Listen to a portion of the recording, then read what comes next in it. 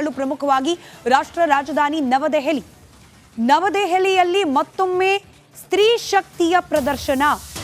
ಅರವಿಂದ್ ಕೇಜ್ರಿವಾಲ್ ಅವರು ತಮ್ಮ ಮುಖ್ಯಮಂತ್ರಿ ಪದವಿಗೆ ರಾಜೀನಾಮೆಯನ್ನ ಘೋಷಿಸಿದ್ದಾರೆ. ಇದೀಗ ನೂತನ ಸಿಎಂ ಆಗಿ ಅತಿಶಿ ಅಧಿಕಾರವನ್ನ ಸ್ವೀಕಾರ ಮಾಡಲಿದ್ದಾರೆ. ಅಲ್ಲಿಗೆ ರಾಷ್ಟ್ರ ರಾಜಧಾನಿ ದೆಹಲಿ 3ನೇ ಬಾರಿಗೆ ಮಹಿಳಾ ಮುಖ್ಯಮಂತ್ರಿಯನ್ನ ಗಮನಿಸಲಿದೆ.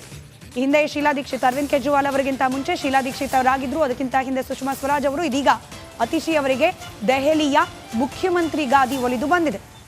ಶಿಕ್ಷಣ ಕ್ಷೇತ್ರದಲ್ಲಿ ಅನೇಕ ಬದಲಾವಣೆಗಳಿಗೆ, ಬೆಳವಣಿಗೆಗಳಿಗೆ ಅತಿಶಿ ಅವರ ಪಾತ್ರ ಹೆಚ್ಚಿದೆ ಅನ್ನೋ ಟ್ರ್ಯಾಕ್ ರೆಕಾರ್ಡ್ ಅತಿಶಿ ಅವರಿಗಿದೆ. ಅತಿಶಿ ಅವರನ್ನೇ ಆಯ್ಕೆ ಮಾಡಿದ ಯಾಕೆ? 4-5 ಜನರ ಹೆಸರು ಪ್ರಮುಖವಾಗಿ ಅರವಿಂದ್ ಕೇಜ್ರಿವಾಲ್ ಅವರಿಗೆ ಪರ್ಯಾಯವಾಗಿ ಯಾರು ಅನ್ನೋದಕ್ಕೆ ಚರ್ಚೆಯಲ್ಲಿ ಒಳಗೊಂಡಿತ್ತು.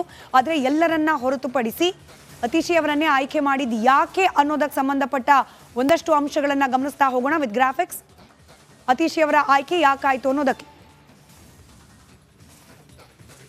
ಅವರ ಬ್ಯಾಕ್ಗ್ರೌಂಡ್, ಅತಿಶಿ ಅವರ ಬ್ಯಾಕ್ಗ್ರೌಂಡನ್ನು ಒಂದ್ಸತಿ ಕ್ವಿಕ್ ಆಗಿ ಗ್ಲಾನ್ಸ್ ಮಾಡ್ತಾ ಹೋಗೋಣ. ಆಕ್ಸ್ಫರ್ಡ್ ವಿಶ್ವವಿದ್ಯಾಲಯದಲ್ಲಿ ಸ್ನಾತಕೋತ್ತರ ಪದವಿಯನ್ನು ಪಡ್ಕೊಂಡಿದ್ದಾರೆ.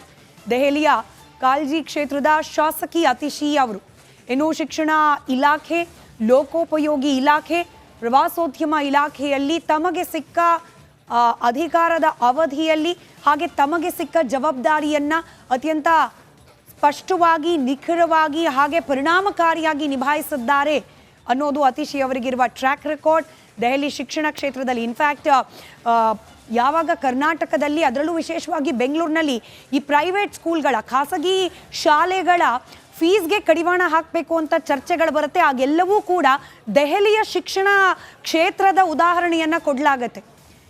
ಸರ್ಕಾರಿ ಶಾಲೆಗಳಲ್ಲಿ ಆಮೂಲಾಗ್ರ ಬದಲಾವಣೆಯನ್ನು in a positive way Arvind Kejriwal ಅವರ ಆಮ್ ಆದ್ಮಿ ಪಕ್ಷದ ಅಧಿಕಾರ ಪ್ರಾರಂಭ ಆದಮೇಲೆ ದೆಹಲಿಯ ಸರ್ಕಾರಿ ಶಾಲೆಗಳಲ್ಲಿ ಆಮೂಲಾಗ್ರ ಬದಲಾವಣೆಗಳು, ಬೆಳವಣಿಗೆಗಳಾಯಿತು ಅನ್ನೋದು ಚರ್ಚೆಗೆ ಒಳಪಡುತ್ತೆ. ನಾನು ಆಗಲೇ ಹೇಳ್ತಿದ್ದಾಗೆ ಬೆಂಗಳೂರಿನಂತಹ ನಗರಗಳಲ್ಲಿರುವ ಶೈಕ್ಷಣಿಕ ವಲಯದಲ್ಲಿರ್ತಕ್ಕಂಥ ಈ ಹೆಚ್ಚಿಗೆ ಫೀಸು, ಫೆಸಿಲಿಟೀಸ್ ಕಡಿಮೆ, ಎಜುಕೇಷನ್ ಕ್ವಾಲಿಟಿ ಕಡಿಮೆ, ಈ ರೀತಿಯ ಆರೋಪಗಳ ಚರ್ಚೆ ನಡೆದಾಗ ದೆಹಲಿಯ ಶಿಕ್ಷಣ ಕ್ಷೇತ್ರದ ಉದಾಹರಣೆಯನ್ನು ಕೊಟ್ಟು ಚರ್ಚೆಗೆ ಒಳಪಡಿಸಲಾಗುತ್ತೆ. ಈ ದೆಹಲಿಯ ಶಿಕ್ಷಣ ಕ್ಷೇತ್ರದಲ್ಲಿನ ಕ್ರಾಂತಿಯಲ್ಲಿ ಅತಿಶಿ ಅವರ ಪಾತ್ರ ಕೂಡ ಬಹಳಷ್ಟಿದೆ. ನಿರ್ಗಮಿತ ಮುಖ್ಯಮಂತ್ರಿ ಅರವಿಂದ್ ಕೇಜ್ರಿವಾಲ್ ಅವರ ಆಪ್ತ ಬಳಗದಲ್ಲಿ ಗುರುತಿಸಿಕೊಂಡಿರುವವರು ಕೂಡ.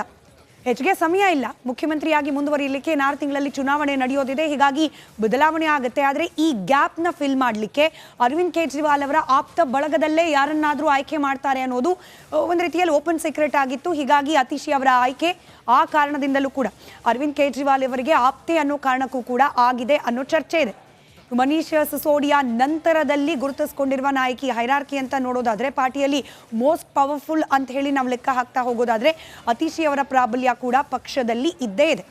ಕಳೆದ 2023ರಲ್ಲಿ ದೆಹಲಿ ಸರ್ಕಾರದ ಸಂಪುಟವನ್ನು ಸೇರಿದ್ರು ಅತಿಶಿ ಅವರು. ಅರವಿಂದ್ ಕೇಜ್ರಿವಾಲ್ ಬಂಧನದಲ್ಲಿದ್ದಾಗ ಪಕ್ಷದ ಉಸ್ತುವಾರಿಯನ್ನ ನೋಡಿಕೊಂಡಿದ್ದಾರೆ, ಆ ಜವಾಬ್ದಾರಿಯನ್ನ ನಿರ್ವಹಿಸಿದ್ದಾರೆ. ಆಪ್ ಸರ್ಕಾರ ಮತ್ತು ಕೇಜ್ರಿವಾಲ್ ಬಗ್ಗೆ ಸಮರ್ಥಿಸಿಕೊಂಡು ಯಾರಾದರೂ ಮಾತನಾಡ್ತಾರೆ, ಎಂಥದ್ದೇ ಸಂದರ್ಭ ಇದ್ರೂ ಕೂಡ ರಾಷ್ಟ್ರೀಯ ಪಕ್ಷಗಳಿಗೆ, ಅದರಲ್ಲೂ ನೇರವಾಗಿ ಬಿಜೆಪಿ ಹಾಗೆ ಮೋದಿ ಅವರಿಗೆ ಟಕ್ಕರ್ ಕೊಡುವಂತೆ ಮಾತನಾಡ್ತಾರೆ ಅಂತಂದ್ರೆ ಆಮ್ ಆದ್ಮಿ ಪಕ್ಷದ ಪೈಕಿ ಮೊದಲು ಕೇಳಿ ಬರುವ ಹೆಸರೇ ಅತಿಶಿ. ಸುಷ್ಮಾ ಸ್ವರಾಜ್, ಶೀಲಾ ದೀಕ್ಷಿತ್ ಬಳಿಕ ಮುಖ್ಯಮಂತ್ರಿ ಆಗಿರುವ ಮತ್ತೋರ್ವ ಮಹಿಳೆ ಅನ್ನೋ ಕೀರ್ತಿ ಕೂಡ ಅತಿಶಿ ಅವರಿಗೆ ಲಭ್ಯವಾಗ್ತಾ ಇದೆ. ಇದಿಷ್ಟು ಅತಿಶಿ ಅವರ ಬ್ಯಾಕ್ಗ್ರೌಂಡ್, ಹಾಗೆ ಯಾಕೆ ಅವರ ಆಯ್ಕೆ ಅನ್ನೋದಕ್ಕೆ ಸಂಬಂಧಪಟ್ಟ ಡೀಟೇಲ್ಸ್ ಆದರೆ ಇತ್ತ. ಅಂತೂ ಇಂತೂ ದೆಹಲಿ ಸಿಎಂ ಕುರ್ಚಿಯಿಂದ ಕೆಳಗಿಳಿಯುವ ಮನಸ್ಸು ಮಾಡಿದ್ದಾರೆ ಕೇಜ್ರಿವಾಲ್ ಅವರು. ನಾವು ಕಳೆದ 2 ದಿನಗಳಿಂದ ಕೂಡ ನಿರಂತರವಾಗಿ ದೆಹಲಿಯಲ್ಲಾದ ಬೆಳವಣಿಗೆಗಳು, ಆಗ್ತಾ ಇರುವ ಬೆಳವಣಿಗೆಗಳ ಮಾಹಿತಿಯನ್ನು ನೀಡ್ತಿದ್ದೀವಿ. ರಿಪಬ್ಲಿಕ್ ಕನ್ನಡದಲ್ಲಿ ಜೈಲಿನಲ್ಲಿ ಇತ್ಕೊಂಡೇ ಅಧಿಕಾರವನ್ನು ನಡೆಸಿದ್ರು, ಹಠ ಹಿಡಿದು ರಾಜೀನಾಮೆಯನ್ನ ಕೊಡೋದಿಲ್ಲ ಅಂತ ಹೇಳಿ ಅರವಿಂದ್ ಕೇಜ್ರಿವಾಲ್ ಅವರು. ಆದರೆ ಜೈಲಿನಿಂದ ಬಿಡುಗಡೆಯಾದ ನಂತರದಲ್ಲಿ ಇದೀಗ ರಾಜೀನಾಮೆ ಕೊಡುವ ನಿರ್ಧಾರ.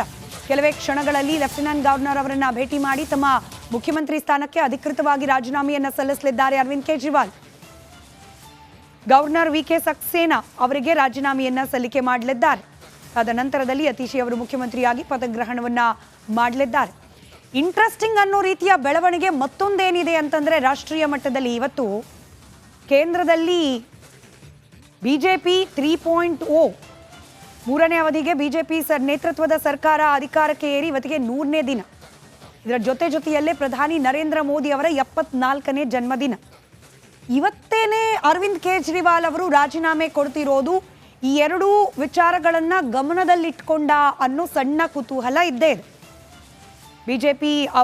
ಬಿಜೆಪಿ ನೇತೃತ್ವದ ಈ ಅವಧಿಯ ಸರ್ಕಾರದ 100 ದಿನ, ಮತ್ತೊಂದು ಕಡೆ ನರೇಂದ್ರ ಮೋದಿ ಅವರ 74ನೇ ಜನ್ಮದಿನ. ಅಂದರೆ ನಾವು ಮೊನ್ನೆ ಕರ್ನಾಟಕ ಪ್ರೈಮ್ ಟೈಮ್ನಲ್ಲಿ ಅರವಿಂದ್ ಕೇಜ್ರಿವಾಲ್ ಅವರ ರಾಜೀನಾಮೆಯ ವಿಚಾರವನ್ನು ಪ್ರಸ್ತಾಪ ಮಾಡುವಾಗ ಹೇಳಿದ್ವಿ, ನೋಡಿ ಚುನಾವಣೆ ಸಮೀಪದಲ್ಲಿದೆ, ದೆಹಲಿಯಲ್ಲಿ ಒಂದು ಇಮೋಷನಲ್ ಆದ ಗೇಮನ್ನೇನಾದರೂ ಪ್ಲೇ ಮಾಡಲಿಕ್ಕೆ, ಜನರನ್ನ ಭಾವನಾತ್ಮಕವಾಗಿ ಹಿಡಿದಿಡುವ ಪ್ರಯತ್ನವನ್ನೇನಾದರೂ ಕೇಜ್ರಿವಾಲ್ ಮಾಡ್ತಿದ್ದಾರಾ? ಬಲವಂತವಾಗಿ ನನ್ನ ಕೈಲಿ ರಾಜೀನಾಮೆಯನ್ನ ಕೊಡಿಸ್ಕೊಂಡ್ರು ಅಂದರೆ ರಾಜಕೀಯ ಒತ್ತಡದಿಂದಾಗಿ ನಾನು ಅರೆಸ್ಟ್ ಆಗೋ ಹಾಗಾಯಿತು, ಅರೆಸ್ಟ್ ಆಗಿ ಆ ಬಂಧನದಿಂದ ಮುಕ್ತನಾಗಿ ಬಂದರೂ ಕೂಡ ಕೋರ್ಟ್ನಲ್ಲಿ ಹಾಕಿರುವ ಕಂಡೀಷನ್ಗಳು ನಾನು ಮುಖ್ಯಮಂತ್ರಿಯಾಗಿ ಇದ್ರೂ ಒಂದೇ ಇಲ್ದಿದ್ರು ಒಂದೇ ಅನ್ನೋ ರೀತಿಯಲ್ಲಿತ್ತು. ಹೀಗಾಗೇನೆ ನಾನು ರಾಜೀನಾಮೆ ಕೊಟ್ಬಿಟ್ಟೆ ಅನ್ನೋ ರೀತಿಯಲ್ಲಿ ಏನಾದರೂ ಚುನಾವಣಾ ಪ್ರಚಾರದ ಸಂದರ್ಭದಲ್ಲಿ ಭಾವನಾತ್ಮಕವಾದ ಅಂಶಗಳನ್ನು ಪ್ರಚಾರದ ಸಂದರ್ಭದಲ್ಲಿ ಬಳಸ್ತಾರಾ ಅನ್ನೋ ಕುತೂಹಲ ಇದೆ. ಇದರ ಭಾಗವಾಗಿಯೇ ನರೇಂದ್ರ ಮೋದಿ ಅವರ ನೇತೃತ್ವದ ಸರ್ಕಾರ 100 ದಿನ ಪೂರೈಸಿರುವ ಅವಧಿಯಲ್ಲೇ ರಾಜೀನಾಮೆ ನೀಡಿ ಒಂದು ರೀತಿಯಲ್ಲಿ ಟಕ್ಕರ್ ಕೊಡೋ ಪ್ರಯತ್ನ. ನಿಮ್ಮ ಆಡಳಿತದ ಅವಧಿ ಹೇಗಿದೆ ಅಂತಂದರೆ ನ್ಯಾಯಸಮ್ಮತವಾಗಿ ನಾವು ಯಾರೂ ಕೂಡ ರಾಜ್ಯ ಮಟ್ಟದಲ್ಲಿ ಸರ್ಕಾರವನ್ನು ನಡೆಸಲಿಕ್ಕೆ ನೀವು ಬಿಡ್ತಾ ಇಲ್ಲ ಅನ್ನೋದನ್ನು ಸೂಚ್ಯವಾಗಿ ತಿಳಿಸುವ ಪ್ರಯತ್ನವನ್ನು ಮಾಡ್ತಾ ಇದ್ದಾರಾ? ಇದೇ ಕಾರಣಕ್ಕೆ ಇದೇ ದಿನವನ್ನು ಆಯ್ಕೆ ಮಾಡಿಕೊಂಡಿದ್ದಾರಾ ಅರವಿಂದ್ ಕೇಜ್ರಿವಾಲ್ ಅನ್ನೋ ಕುತೂಹಲ ಇದ್ದೇ ಇದೆ. ನರೇಂದ್ರ ಮೋದಿ ಅವರ ಜನ್ಮದಿನದಂದೇ ಕೇಜ್ರಿವಾಲ್ ಅವರು ರಾಜೀನಾಮೆಯನ್ನು ಸಲ್ಲಿಕೆ ಮಾಡ್ತಿರೋದು. ಮತ್ತೊಂದು ಕಡೆಯಲ್ಲಿ ದೆಹಲಿಯಲ್ಲಿ ಕೇಜ್ರಿವಾಲ್ ಅವರು ಚಾಣಾಕ್ಷ ತಂತ್ರವನ್ನು ರೂಪಿಸಿರುವ ಸಾಧ್ಯತೆ ಇದೆ. ಅಬಕಾರಿ ಹಗರಣದಲ್ಲಿ ಜೈಲು ಶಿಕ್ಷೆಯನ್ನು ಎದುರಿಸಿದ್ರು ಕೇಜ್ರಿವಾಲ್. ಸೆಪ್ಟೆಂಬರ್ 13ರಂದು ಮೊನ್ನೆ ಜಾಮೀನಿನ ಮೇಲೆ ಹೊರಗೆ ಬಂದಿದ್ದಾರೆ. ಸೆಪ್ಟೆಂಬರ್ 15ರಂದು ತಮ್ಮ ಈ ಮುಖ್ಯಮಂತ್ರಿ ಸ್ಥಾನಕ್ಕೆ ರಾಜೀನಾಮೆ ನೀಡೋ ಬಗ್ಗೆ ಘೋಷಣೆಯನ್ನ ಕೂಡ ಹೊರಡಿಸಿದ್ರು ಕೇಜ್ರಿವಾಲ್ ಅವರು. ನುಡಿದಂತೆ ಆಪ್ ಶಾಸಕಾಂಗ ಸಭೆಯಲ್ಲಿ ಅತಿಶಿ ಮರ್ಲಾನ್ ಅವರ ಆಯ್ಕೆಯಾಗಿದೆ ಮುಂದಿನ ಮುಖ್ಯಮಂತ್ರಿಯಾಗಿ. ತಮ್ಮ ಆಪ್ತೆಗೇನೆ ಮುಖ್ಯಮಂತ್ರಿ ಸ್ಥಾನವನ್ನ ಬಿಟ್ಕೊಡ್ತಾ ಇದ್ದಾರೆ ಅರವಿಂದ್ ಕೇಜ್ರಿವಾಲ್ ಅವರು. ಹೀಗಾಗಿ ಇನ್ನು ಮುಂದಿನ ದಿನಗಳಲ್ಲಿ, ಅದರಲ್ಲೂ ಚುನಾವಣಾ ಪ್ರಚಾರ ಕಾರ್ಯ ಪ್ರಾರಂಭ ಆದ ನಂತರದಲ್ಲಿ ಎಲ್ಲ ಅಂಶಗಳನ್ನು, ಅರವಿಂದ್ ಕೇಜ್ರಿವಾಲ್ ಅವರನ್ನು ಬಂಧನಕ್ಕೆ ಒಳಪಡಿಸಿದ್ದು, ಲೋಕಸಭಾ ಚುನಾವಣೆ ಪ್ರಚಾರದ ಸಂದರ್ಭದಲ್ಲೂ ಕೂಡ ಬೇಲ್ ಮೇಲೆ ಬಂದ್ಬಿಟ್ಟು ಈ ಚುನಾವಣಾ ಪ್ರಚಾರ ಕಾರ್ಯದಲ್ಲಿ ತೊಡಕೊಂಡಿದ್ದು, ಅದಾದ ತಕ್ಷಣ ಮತ್ತೆ ಅರೆಸ್ಟ್ ಆಗಿದ್ದು, ಹಾಗೆ ಈಗ ಬಂಧಮುಕ್ತವಾದ ನಂತರದಲ್ಲಿಯೂ ಕೂಡ ಮುಖ್ಯಮಂತ್ರಿಯಾಗಿ ಮುಂದುವರಿಯಲಿಕ್ಕೆ ಬಿಡದೇ ಇರೋದು, ಇದೆಲ್ಲವನ್ನ ಗಮನದಲ್ಲಿಟ್ಟುಕೊಂಡು ಚುನಾವಣಾ ಪ್ರಚಾರ ಕಾರ್ಯದಲ್ಲಿ ಭಾವನಾತ್ಮಕವಾದ ಕಾರ್ಡ್ಗಳನ್ನು ಪ್ಲೇ ಮಾಡ್ತಾರಾ ಮೋದಿ ವಿರುದ್ಧವಾಗಿ, ಬಿಜೆಪಿ ವಿರುದ್ಧವಾಗಿ, ರಾಷ್ಟ್ರೀಯ ಪಕ್ಷಗಳ ವಿರುದ್ಧವಾಗಿ ಅರವಿಂದ್ ಕೇಜ್ರಿವಾಲ್? ಕಾದ್ ನೋಡೋಣ. ದೆಹಲಿಯಲ್ಲಂತೂ ಒಂದಷ್ಟು ಇಂಟ್ರೆಸ್ಟಿಂಗ್ ಬೆಳವಣಿಗೆಗಳು ನಡೀತಿದೆ. ಅದರ ಮತ್ತಷ್ಟು ಅಪ್ಡೇಟ್ಸ್ ಅನ್ನ ಆಗಿಂದಾಗಿ ನಿಮ್ಮ ಮುಂದೆ ಇಡ್ತಾ ಹೋಗುತ್ತೆ ರಿಪಬ್ಲಿಕ್ ಕನ್ನಡ.